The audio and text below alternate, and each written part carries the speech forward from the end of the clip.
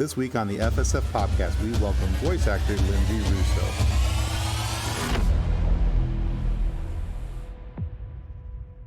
Hello and welcome to the FSF Podcast. Our guest today is best known, and I will use her words from her website because why not? Best known for kicking butt and quoting Shakespeare. But when this Army veteran turned actor isn't rearranging faces or reciting prose, you have certainly heard her voice in games and shows like Call of Duty Modern Warfare 3, Transformers, War for Cybertron. There's Starfield, God of War, Ragnarok, Fallout 76. I could literally keep on going. The list is long. There's so many cool things that Linsay has done here today. So anyway, guys, I am very excited and proud to welcome Linsay Rousseau to the FSF Podcast to sit down and talk a little nerdy with us. Welcome to the show, Linsay. Thank you. So happy to be here. Yeah, absolutely. As I was saying pre-show, when I saw your page came across on a Twitter feed for me, it's one of the good things that Twitter has actually done in the last few months. It suggested something that I would actually like and would go and not go, oh God, why is that on my wall? I know, right? Yeah.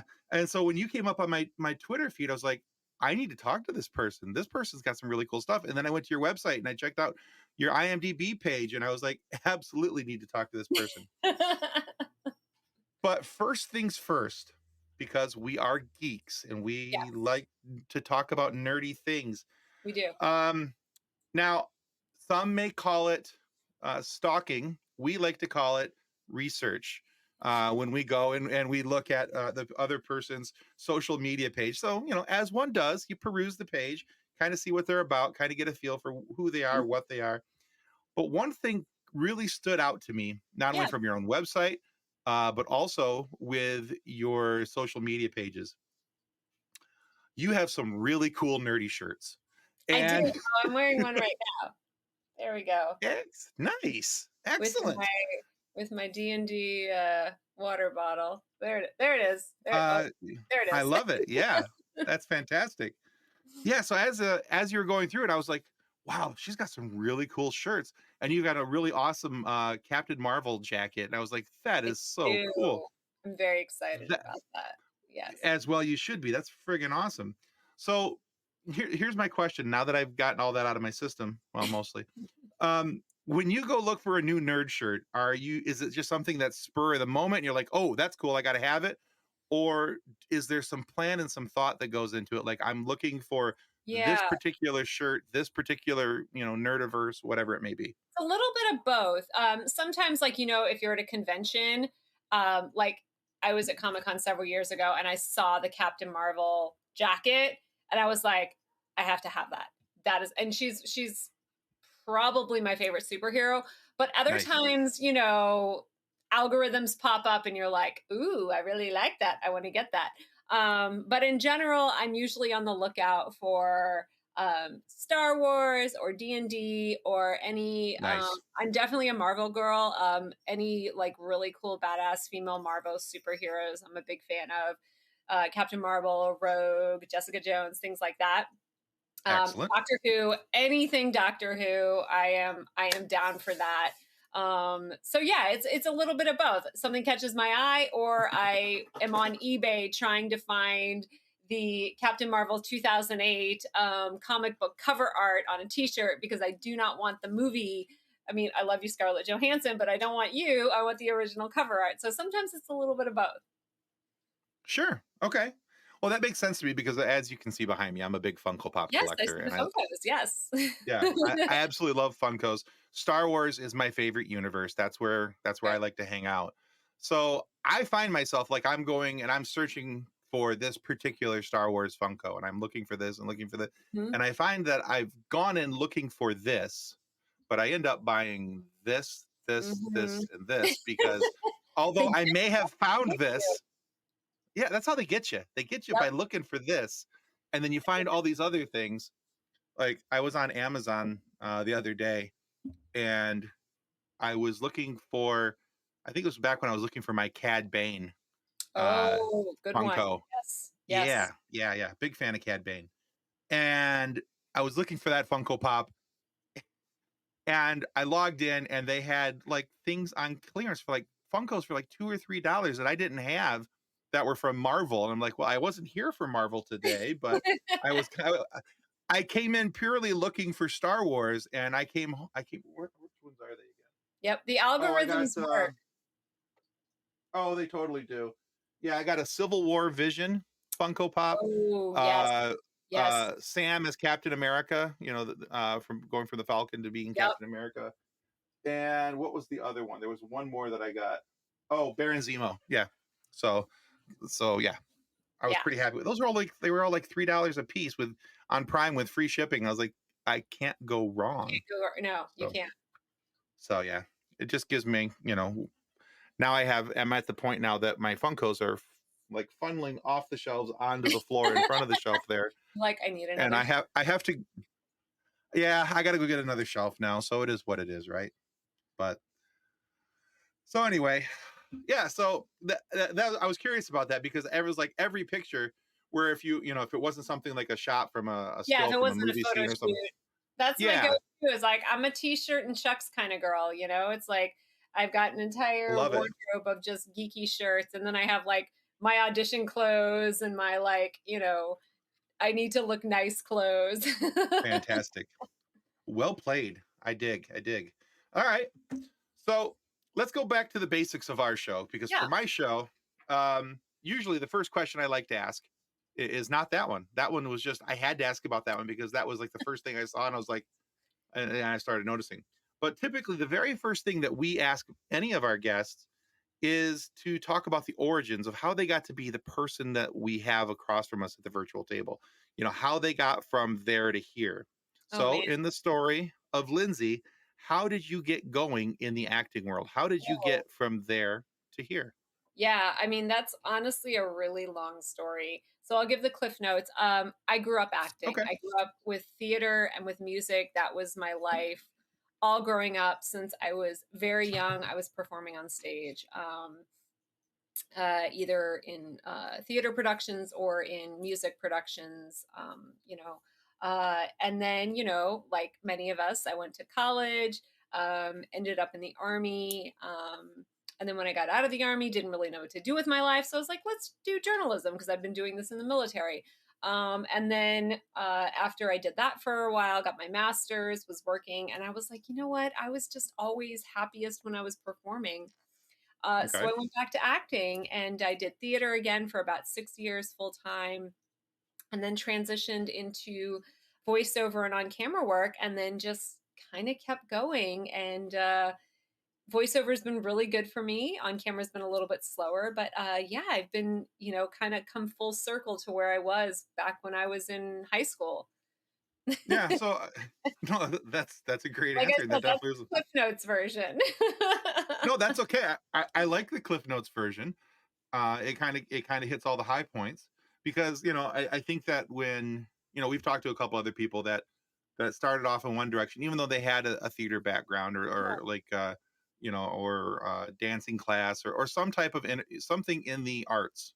Okay, we'll Yeah, just leave it at that. So where they were somewhere in the arts, but they went off to go do this thing, right. and it just kind of like it for whatever reason it just that's where they fell back to because that was maybe it because it was comfortable. That's what you knew, and you know It's what you knew, it's what really made you happy. And like after the army, after spending a year in Iraq in combat, and then spending several years doing really in-depth emotional investigative stories as a journalist, it was taking its toll on my mental health. I just was not in a healthy place. And um performing is what always made me truly happy. It was my escape, it was my release. And I realized I needed to make a decision in my life to be healthy and happy. And even if I was broke and having to work a million jobs, I knew it was the right thing for me, because of everything I had been through. Okay, well, that makes sense. I think if you have something that is kind of like your safe space and some place where you're able to go that you feel comfortable and makes you happy, and especially if you're able to do it for a living, I think that's fantastic. Yeah, That's like the cherry on top, it you is. know. It really is. Um, because most people are going to be able to, they'll go back to it, but they're doing it, and this is by no means a knock on local playhouses, but they're going to be at the local level doing that. I mean, they're still doing what they enjoy, and so Yes. kudos to them for having the And for some stones to be able to people get up doing there. it as yeah, some people doing it as a hobby is enough.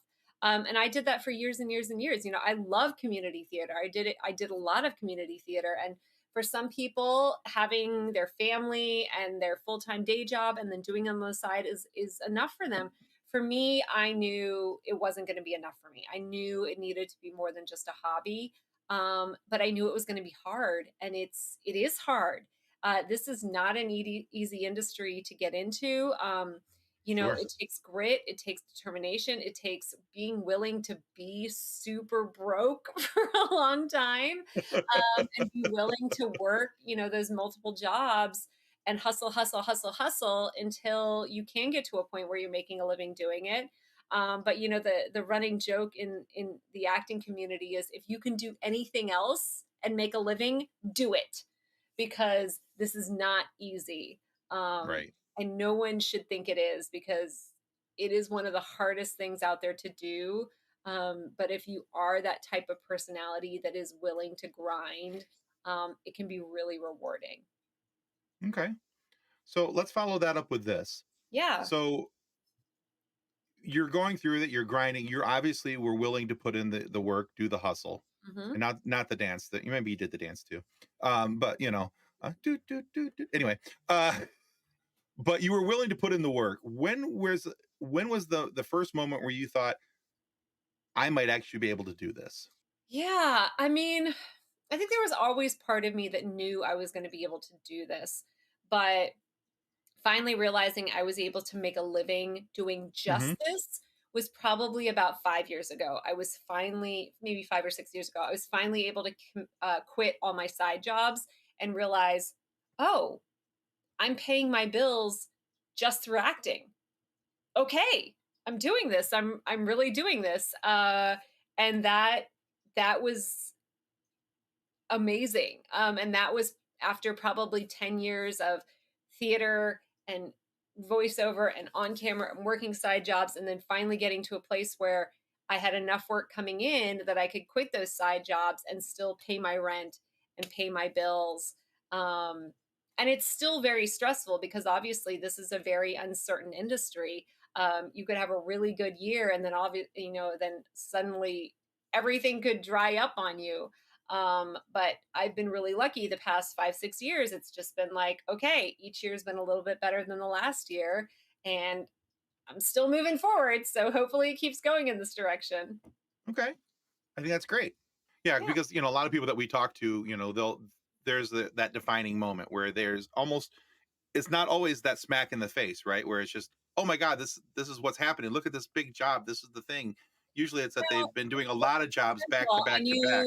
yeah, that's exactly it. You look at, oh, I've had a bunch of sessions the past couple months, and I haven't had to go. Like, I was a brand ambassador for a couple different companies and doing in-store demos and stuff like that. And it was like, Sure. oh, I've had to not do that because I've had so many sessions. Um, oh, maybe I don't have to do that anymore. Is kind of what it comes down to. It's not like, oh my God, this big job is paying me a ton of money. Like, I know that those people out there. That has not been me. I've never had one job that's like, yeah, it's been just incremental, a bunch of little jobs, and they all add up, to eventually get to the point where you're stable. Yeah. I think the majority of people that we've talked to where there is the oh my God, look at this big job. I think that's more the exception than the It rule. really is. I think it really is. Yeah. Yeah. Because Yeah. anyone who wants, especially in voiceover, anyone who wants to make this a career, you're having to do everything. Like, video games and animation are just like the cream of the crop, right? That's the stuff you love to do, you want to do. I've been really lucky to do. But the day to Sure. day is like, I'm doing a ton of corporate narration and commercials, Hmm. and dubbing and things like that, that, they're not super sexy, but you do enough of them and they add up and they pay your bills. So you have the flexibility to keep honing your skills and then do the stuff you love to do. Yeah, Yeah. Yeah. No, that all makes sense. It's part of the climb. It's getting to the things that you want to get to. right. You pay. So yeah, no, that's fantastic. Okay. So you kind of mentioned this a few minutes ago, and so this is a kind of a an easy segue Yeah. into this question, because it's not all that often that we get someone who proclaims themselves to be a geeky badass, uh, um, but also, from everything I've seen, has the chops to back it up. But I also noticed, and you mentioned it, that you worked your way through a journalism degree, and not just any journalism degree, a master's in journalism. That's a lot of schooling. Yeah. So, what is it about journalism that you enjoyed it so much that you pursued it to the master's level? Yeah. So when I was in the army, my undergrad was sociology and anthropology. So I've always really enjoyed studying people and cultures, and things like that. And so Nice. when I was in the army, I was a combat photographer and journalist, public affairs specialist. So I was Oh, cool. documenting, I was writing articles, I was writing press releases, I was taking photographs, video, all of that different things of combat, humanitarian, everything. So when I got out, like so many people who get out of the military, especially if they're combat vets, you kind of have that moment where you're like, now what? And I was like, well, I've been doing this journalism thing. I kind of really enjoyed it. So I was like, you know what? Let's try graduate school. And so I applied to a bunch of different places, decided to go to UC Berkeley. And while I was there, I ended up becoming an associate producer at PBS Frontline, which had a partnership with UC Berkeley. And so I worked on probably half a dozen different documentaries, and then I was doing my own research. And I really, really enjoyed the work that I was doing. I enjoyed digging into these hot button issues that took a lot of work and a lot of research. And when you bring corruption to light, bad people, reveal what they've been doing, it's really rewarding, but it's also very stressful. And so that's what I really enjoyed about that. I really enjoyed telling stories that not many people had heard before, but that really deserve to be told.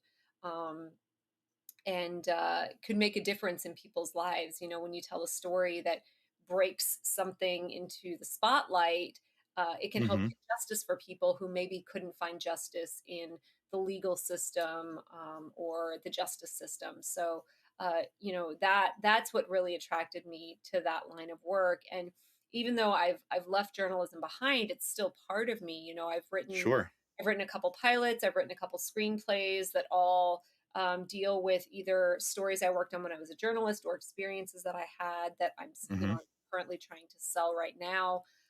So definitely, it is still a part of who I am: a writer, an investigator. Even I serve on the board of directors for a couple different nonprofits, doing media work for them, dealing with the journalists. Hosting panels, doing media Sure. training, so it's always there. It's just kind of found a new it's found a new way to express itself in my current line of work. That's interesting. Okay.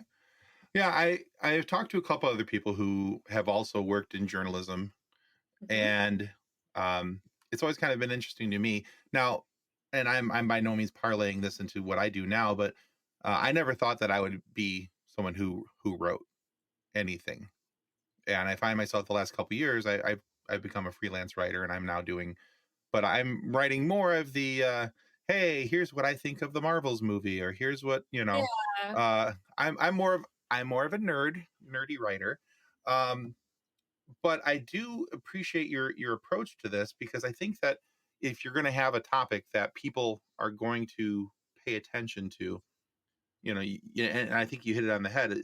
Having the opportunity, having the desire, the heart behind it to want to be able to push that story up into the limelight, where it's going to have that type of reaction where people can get closure on different topics. I think I think yeah, that's a really cool experience to be able to have. Just based on how you were talking about it, it's not something that I can correlate with personally, because I haven't done that. Like I said, my writing is more about uh, you know, why Rockstar Games is screwing people over with their Grand Theft Auto 6 ideas. I mean, You know, AI voices. I mean, that's kind of one of the big things that I do. I'm on the board of directors for the National Association of Voice Actors, and one of the big things awesome. that we're working on is AI protections for voice actors. I'm on the SAG after Video Game Excellent. Negotiating Committee, and we're working on AI protections for voice actors because it's happening now, and we've seen with all the layoffs at the video game industries. 1,900 people at Activision Blizzard, which is Right. now being contested by the FTC because maybe they violated labor law in doing that. Yeah, it's really hitting home across the creative arts. We've got the lawsuits happening with Getty Images and the New York Times. It's a really interesting and kind of scary time for anyone who is a creative to see how what's going to happen. Is AI going to take all of our jobs, or it's just yeah, it's a scary time, but there is some hope. Yeah. No, it's interesting you bring AI into the conversation because there is so much going on with that right now, and that's one of the things that at on this side of the fence, one of the things that we have noticed is not only is it affecting the video games and things like that, but we're hearing it and seeing it in commercials. We're hearing it and seeing it in different type of advertisements and things along those lines, Yep. where you're pretty sure that that person did not do that commercial, or you're pretty sure that um, I can't remember the actor's name, but he posted a video on one of his social media pages. It was either Twitter or TikTok. I just remember it started with a T. But he showed a video of him doing a commercial, but Hmm. it wasn't him. Yeah. And There's been a couple things that have and come out. Like I know Scarlett Johansson and Tom Hanks both, I think, have lawsuits out about commercials that came out using them that they did not do. The robocalls that went out a couple weeks ago that were AI versions of Joe Biden's voice. And now that has been banned. The FCC put out a rule saying AI voices in robocalls is now banned. So um, it is definitely the time where yes, there's a lot of lawsuits, but those could take forever. And so really, please call your representative. There's a couple bills going forward right now, the No Fakes Act, fighting for a national right to publicity to protect the right for you to own your face and likeness and voice so people can't use it either if you're an entertainer to exploit you or if you are just a regular person for fraud. We've seen it with people pretending to be someone to get access to bank records, to Mhm. blackmail parents. It's just there's been some really Mm. scary instances. So, yes, it is time for people to make sure that they are awake and aware of what's going on. Okay. No, I think that's very cool. With everything that's been going on, especially with the actor strike and writer strike coming off that, and that was obviously one of the big hot button topics It coming out was. of that. And that was uh seeing some of the things that have happened past that, and people who were like, oh, and I don't want to, I'm not going to call anybody out by name, but Yeah. there's one larger YouTube creator who recently was making a movie, a deep fake movie with using Mark Hamill's voice and face, and I was like, well, that's rather brave. Yeah. Um, I expect a lawsuit to come anytime soon. yeah, Mark commented on his socials that he absolutely had not given permission for his name and face, but because even the guy was trying to make the argument, well, it's a fan movie, it's not for profit, it's all these things, and I'm like, yeah, but you're using when you're using somebody as famous as Mark Hamill Yes. in your project, it automatically gives people the assumption that Mark Hamill is on board with this, backing it somewhere somehow. Right. So yeah, I'm personally hoping the guy gets sued into the ground, but that's a whole nother topic. We can talk about that off camera. Uh, all right, so let's move on from that because that's a whole thing That's that a whole other thing. Yeah. that's a whole other thing, and I'll start building a soapbox, and nobody needs that kind of drama in their day. All right, so again, while out searching the interwebs, I also noticed on your own website that mentioned that you are a trained singer as well.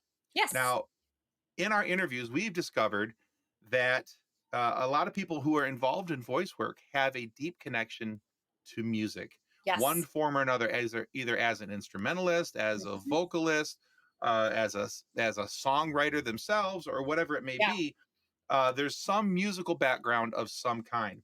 So, Yes. how do you think a musical background benefits you in your selected line Oh of my work? gosh, so many ways. For one, as a singer, knowing how to utilize your instrument.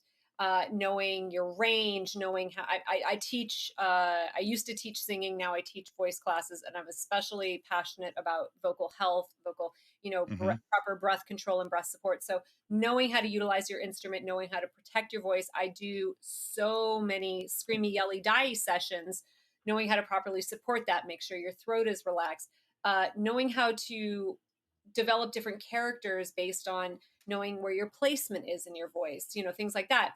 um, the other thing is that a lot of voiceover work is very rhythmic based. So anyone who does dubbing, anyone who does localized, jrpgs, um, so much of dubbing work, you're having to match words with flaps, with mouth flaps, be it Yeah. animation. I do live action, so you're having to match that with a lot of localized video games, video games that are released in one language and then translated to English.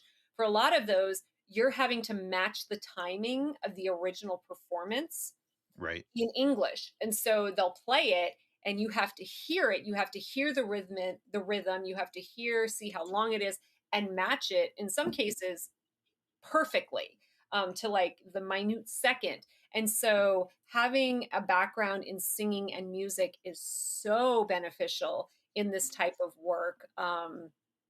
That yes, some of my closest friends all come from music backgrounds, be it opera. I did opera, musical theater, or one of my dear friends is a former punk singer and he does creature voices. One of my friends is a metal singer, so she knows how to do all the crazy yelly screamy stuff as well. So I would say absolutely having some sort of singing or music background is only going to help you in this. Yeah, that makes sense because like you said, there's the knowing how to use your voice, protect your voice, how to safely distort or project. Hmm. You know, all kind of makes sense to me. But it's Yeah. just one of those. It's one of those things that when because this well, this morning we released our 172nd interview. So it's just one of those things that as you're kind of going through it, after 170 something interviews, you start going, oh, The there, pattern. there's a pattern catching on here. There's a lot of musicians, Yeah. and I Yeah. think when it clicked in probably for the most for me was when we were interviewing Rob Paulson Yes. and talking with Rob, and I was unaware of his musical background, and he started talking about it, and all of a sudden it was just kind of like, and he started talking about the musicality of voice work Yes. and Yep. being able to use the timing and the rhythm of music is it Yeah. translates over into the voice booth, and I was like, oh, Oh, yeah, you know well, and then just listening to him 20 years later still being able to sing the state capitol song, right. you can do that at the drop of a hat. And I don't know anyone who doesn't have a musical background who could pull that off. No, no, there's no way. um they'd have been sunk for sure, for sure. All right, very cool. So, all right, so we can't have all this talk with a geeky badass without covering a few topics that are at least a little bit geeky. We've talked about a whole Sure. lot of other things and kind of tiptoed around some of the work that you do. So here's a couple of fast flying questions. So I mentioned earlier, and I think you kind of answered this earlier, but we're going to ask it again anyway. So I mentioned earlier, I'm a massive Star Wars fan. That's where Yes. my nerd flag flies. Where does your nerd flag fly? It definitely started with Star Wars. So I'm a Gen Xer. My dad was a massive Star Wars fan, and I have a connection to it. So my parents are retired National Park Rangers, and my dad was working in Death Valley in the 70s. And he tells the story of like this rickety production showing up with these like little trailers and everything. And they're used to like big productions, shooting in Death Valley. And just this rinky dink production shows up um, with, this car that's got mirrors under it. And they're like, they need to put all these little kids in like hoodies with battery operated lights in their eyes. And they're like, what is this thing called? Star Wars? Oh, yeah, that's going to do well. And he remembers watching the first episode in theaters, and it literally just like he was like, this is going to revolutionize filmmaking. Right. But he got to work with, I mean, no one's going to remember who he is. He's, gave a couple interviews, but he got to work on, some of the land speeder scenes, and the car would overheat because it was Death Valley and they push it up. So all the pickup scenes that weren't shot in Tunisia were shot in Death Valley. And if you go to Okay. Death Valley, they've got, they can tell you where to go to see some of the areas where Star Wars was shot. So that I was raised with that. So Star Wars That's was cool. definitely my first fandom. But then, as a kid, I read the Lord of the Rings series and I read The Hobbit. Hmm. And so that kind of started just, I was always just a huge fan of sci-fi and fantasy. Um, and I've always been kind of an escapist. So I've always, if I'm watching television or film, I want to watch comedy or sci-fi or fantasy. I don't want to watch just straight dramas. I love a good mystery too. I'll watch, a Sure, procedural, sure. but I don't want to watch straight dramas. I want, my life is stressful enough. I want to escape to a different universe, to a Absolutely. different world, to a different realm. And so it started with Star Wars, and then definitely like the Lord of the Rings, the Tolkien, era. Um, and then I honestly didn't get into comic books until I got into video games a little bit in the military. When I was in Iraq, everyone was playing Halo and Madden. We'd have like, LAN parties where we were running cables to each other's rooms to play. Yeah, Um, absolutely. but I really didn't get into games and comic books until after I had gotten out of the military. And then kind of really got into it when Kelly Sue DeConnick released the rebooted Captain Marvel. I mean, I was just blown away because here was this badass military veteran who was a massive Star Wars geek. So I loved the movies. I really did. I love the Marvels. Please go watch it. Watch Miss Marvel. Watch the Marvels. It's fantastic. But in the comic books, her cat's name is Chewie because Claire Danvers is a massive Star Wars geek in the comics. And I was just like, this is great. She's a military veteran. She's a Star Wars geek. I love this so much. And then I read all of Hmm. the Jessica Jones books and all of the Jane Nice. Foster Thor. And so I have to say, I really got into Marvel. I never really got into DC. A few things here and there. I really always felt Marvel was on the cutting edge of diversity and representation within the geek community, and that's always been really important to me is female representation, Sure. especially now as a military veteran, seeing that women are just not really represented in these badass roles. And yes, DC gives us Wonder Woman and, Batwoman and Batgirl, which will never be released. But it's like Marvel gave us Captain Marvel and Rogue and Storm and Kamala Khan. And, they gave us a Muslim superhero and, Yeah. just all these amazing badass women that I just really gravitated to that. And then, fantasy wise, I mean, I read all the Witcher books and then came to Game of Thrones a little bit later, read all those books. And then The Expanse. The Expanse was something I watched the show, read the entire series, absolutely adored The Expanse. It is probably some of the best sci-fi out there in my opinion. Love Star Wars, but if you have not watched and read The Expanse, go do it. You're also going to watch it and read it and be like, "Oh my god, I think that's kind of where Earth is headed right now."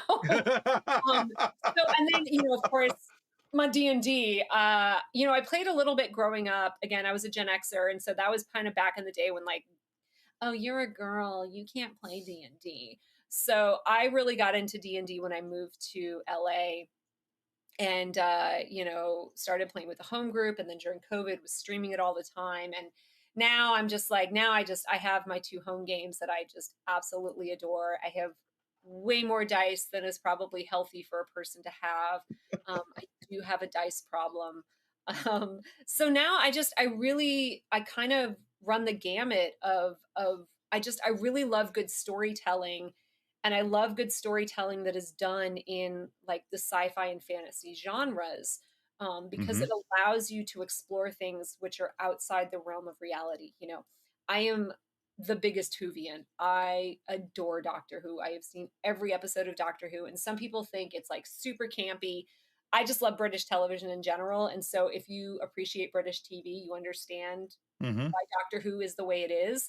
Um, But I just love that you can jump in these episodes and just get taken to a different world, a different time period, and just immerse yourself in that and kind of Yeah, get absolutely. your own, my day to day is super stressful. Just let those problems go away and just enjoy the ride while it's there. I could keep going. I have so much to talk about when it comes to Kiki content. I love it. I was no, this is great. This is great conversation because I identify with a lot of what you just said. Yeah. Um, because I watch some drama here and there. My wife likes to watch like murder mystery, police dramas, those type of things, Yeah. and that's fine. But I, after a little bit, I'm like, okay, I'm going to go back to my Star Wars. Or Right. I did try. I actually did try to get into The Expanse. Mm. I'm only like 2 episodes in right now. I would say Uh, the first couple episodes are super dense. Give it give it at okay. least, yeah. The same thing was like oh shoot, what yeah. So I would say I had to definitely rewatch because I watched the show first, then read the books. The first couple episodes are definitely very dense. They're throwing a lot of lore at you that Okay. can be really hard to process. Stay with it. Just stay with it. Okay. Um, I will take that advice. That's the I same was the same advice I with give Game of people. Thrones. I started Game of Thrones and got like 3 episodes in and was like, this I don't get it. It's just like it's murder for murder's sake, sex for sex sake. Once I got about halfway through season 1, I was like, okay, now I get it. And then I read the books and was like, now I really get it. Okay. Okay, so that's another show where I was like, murder for murder's sake, sex for sex I sake. did. I'm like, It yeah, it literally took me probably about 6 episodes. I yeah, tried it and then stopped for, like, a couple years, and then I had a roommate who was like, "Oh my god, please watch Game of Thrones." And I was like by then, I think about 4 or 5 seasons had come out, so I was like, "Okay, we'll sit down, we'll binge it." I begrudgingly got through, like, the first half of the season 1, and then I was like, okay, now I can, now and okay, I'm that person that's just like, again, I was in the military. I was in combat. I have no problem with violence, um, with any of that. But like, if it doesn't seem to be supporting the plot, I have a right, problem. If you're just killing yeah, people willy nilly or just like randomly having sex with people, I'm like, oh, you're just doing this for sensationalism. And that's how I felt Game of Thrones right, started. But once I got into it, I was kind of like, okay, now I see the intrigue and the duplicitousness and all the different parts that are going on. I mean, it's definitely not my top fandom at all. But I did enjoy it and then finally once I went through and read all the books, I did enjoy it. But it's not one okay, of those that I would go back and rewatch. I don't think like Star Wars. I've watched a billion times. There's other like books I've reread I've reread The Lord of the Rings, The Hobbit half a dozen times. So yeah. okay, yeah.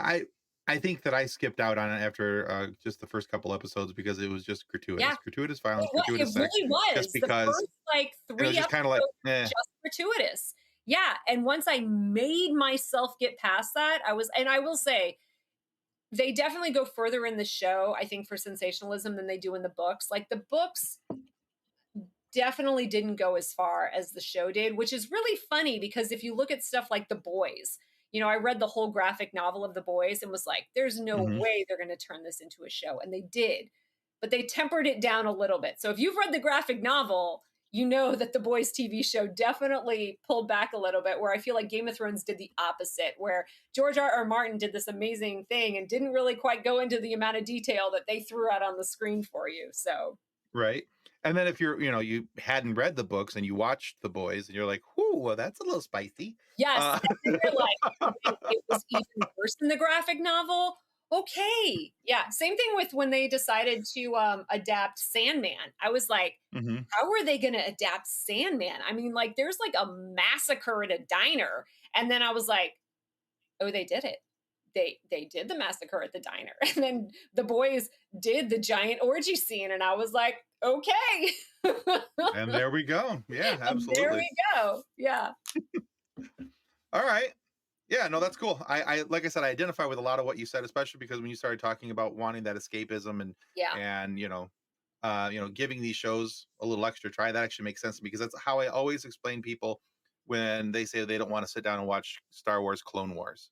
because to me that's like peak Star Wars. And I'm like, if you're gonna watch Star Wars, this helps set up so much of the prequels and helps Right. with so much of the understanding. Please watch Clone Wars, but get through season one. Push yourself to get through season one. Yeah, because it's the whole like, Yeah. yeah, you've Ugh. got to get through the newscaster who's talking about, and now we go back to our front lines where blah blah blah. It's Yeah. like, okay, you have to get through that, and then it just really is good storytelling. Yeah. Yeah, absolutely. So all right, very cool. Next question. What voice character that you perform was the greatest challenge for you and why? Ooh, greatest challenge. Okay. Like picking on one of your kids, I'm sure, but you know. Yeah, so I would say acting wise was definitely Alita one because I had to go to some really dark places for that. But I would say like vocal technique wise, the stuff I had to do in God of War Ragnarok was just super intense. Again, you're never gonna know who I am, but you killed me. I had to do this like crazy demon character, and it was just super gravelly and shouty. But then I had to do this like cultist. They called it the before they changed the name, like in pre-production, it was called like the owl cultist, and it was these people that worshipped like an owl god.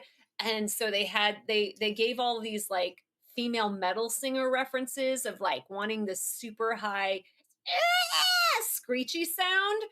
And so having to try and figure out that sound, that placement of wanting this super crazy, just shrill, non-human, shrieky sound was um, definitely taxing. I And bet, yeah. it took its toll, but it's always fun when you're working with a great director on a great developer and just being like, is that it? No, let's tweak. Can you do a little more of this, a little more? And then you find it and you're like, yes, that's it. But that was definitely the most probably taxing vocally wise. Yeah. All right, very good. All right, last of the fast fires. Yes. What's a universe that you haven't dipped your toes into yet that you would love to be able to play in? I Whether mean, on screen or voiceover. yeah, so I technically am in the Marvel universe. I did do some Marvel mobile game. So I guess I'm in the Correct. Marvel universe, and I did do Scratch, or I did do ADR for Black Widow and What If. So I'm technically in the Marvel universe, though not as like a named character.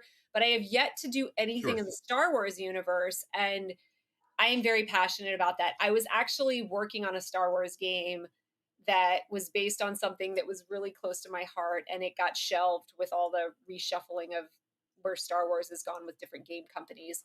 And I was like, I remember I came in for my session, I was like, oh my god, I'm finally in the Star Wars universe. And then it was like, and now it's shelved permanently, and you're just like, no, because my two cats are named after, I have three cats, but two of them are named after Star Wars characters, one from Knights of the Old Republic, one from one of the Star Wars books. And I still consider Knights of the Old Republic one of the greatest storytelling um, video game It was ever. amazing. Video games ever. I mean, the Yeah. story with Bastila and all of Hmm. those is just, it's so, Agreed. my cat's is named Jahani. And then of course now I'm friends with the woman who did the voice of Jahani now, 20 years later. But that is definitely a universe I still dream of being in, because I still blame my dad for the fact that I was not born and could not have been a baby Jawa in the original Star Wars, because all the other little Jawas were the kids of National Park Rangers. And I was born 2 years later. So I was still very mad at him that I could not be a Jawa. So still Way to waiting on go, the Star Dad. Wars universe. So yeah, that's definitely going to have to be the universe that I am not in, that I almost was in, but that I am not in. All right. No, yeah, if I could get my name on Star Wars somewhere, somehow, anywhere, it could just be in the end credits where it says I held a glass of water for somebody. I'd be fine with that. That's Yeah, kind of the same dream. thing. Like Doctor Who So too, but I know like Doctor Who. I'm not British, so the odds of me getting into the Whovian verse is not very promising. I was like, dude, put me in a Cyberman outfit. I'll stand in the background. I'll be in a tiny little Dalek. Like I'm cool. You don't right. need to see my face. Right. Yeah. You don't have to see my face. You don't have to hear my voice. Just let me be there. So yeah, I fully understand that. All right. Very good. Well, we have one last question for you, Lindsay. Okay. And we call this question our silly question Oh, yay. I love because silly the questions. rest of our questions have been oh so serious. So All right. serious. But we had decided to ask this question. Yeah. We decided to ask this question of our guests because we thought, and by we, I mean my co host Kathleen, Mhm. thought it was a shame that at a certain point in life, people stop asking you this question. And Okay. that question is Linsay Rousseau, what's your favorite dinosaur? I really have to appreciate the Brontosaurus because, it's like the Paleolithic, um, not zebra. What is the word? Oh my God, I'm blanking. Giraffe? I'm like, giraffe. There we go, giraffe. But and I don't know the name. I'm a scuba diver. I love scuba diving. I love the ocean, and not a lot has been done to study the Paleolithic creatures that lived in the ocean. But I was reading an article in the Guardian just a couple weeks ago that talked about they just discovered this new ocean-based creature uh, that is from the dinosaur era that's like twice the size of a blue whale, which is the largest creature on Earth. Oh, wow. Because there's so few people who study the ocean and what's down there that like they haven't dove, pun intended, they really haven't investigated all of the different sea-based creatures that existed during that era. And so reading this article about this crazy ginormous sea-based creature was just like, oh my God, this is so cool. um and I don't know the name of it. I mean, they just named it, obviously. But that was something that I thought was like, this is pretty epic. And then evolution's just crazy to see where those dinosaurs have translated into the modern day birds, or different shellfish, and different types of Hmm. things. Just really, really interesting. All right. Well, very cool. All right, Lindsay, I just want to say thank you. I've enjoyed having you on the show so very much today. Where can our listeners go to find out more about you and any upcoming projects that you may have coming out for them Absolutely. to Yes, you can find my website. If you spell my name right, you can find me anywhere. I'm the only one who exists, Linsay Rousseau. I am on Twitter, X, whatever we're calling it now, Linsay Twitter? Rousseau. I'm on Instagram, Linsay Rousseau, Facebook. I try to respond to people when I see you. Instagram loves to hide those messages from people that you aren't friends with, so I don't always see Yep. it. But I do try to respond to people as much as possible. So yes, if you have questions, if you have anything, reach out to me, probably on Instagram or Twitter, and I will hopefully see your message and respond to you. That's also where I make announcements about upcoming projects. I've got a couple in the works that I can't talk about, obviously, that'll probably be released next year. So yeah. All right. So thank you, Lindsay. We'll make sure that we get those links down and put in the show description and our notes down below for people to be able to look you up and follow you. Because guys, there's so much. There's so much. We just literally scratched the surface of Lindsay Russo. There is so much we didn't even get a chance to talk about. Yeah. Like I said, this could be an epic mini series of what Lindsay's talking about today. Anyway, but hey, guys, just want to remind you that if you haven't done it yet, please click the button that's going to be popping up on the screen somewhere down below here. Editor John will put that in there for us. Anyway, that's to remind you to subscribe to our show because it helps us to get amazing content for you guys to be able to listen to, share some laughs with, and get really cool guests like Lindsay Russo because she's freaking awesome. She's a geeky badass. Go check her out. But yeah, please subscribe. It helps us more than we can ever really begin to tell you. Yeah. And Lindsay's got some really cool stuff out there as well. So, Cool. but yeah, go check her out. And again, Lindsay, thank you for your time Thank you today. for having me. Yeah, this has been great. And guys, that's going to wrap us up for the FSF podcast. Goodbye. Copyright 2024 FSF Podcast. Reference to any specific product or entity mentioned on this podcast does not constitute an endorsement or recommendation by FSF Podcast. The views expressed by guests are their own and their appearance on the program does not imply an endorsement of them or any entity they represent. If you have any questions about this disclaimer, please contact us via email at info@fsfpopcast.com.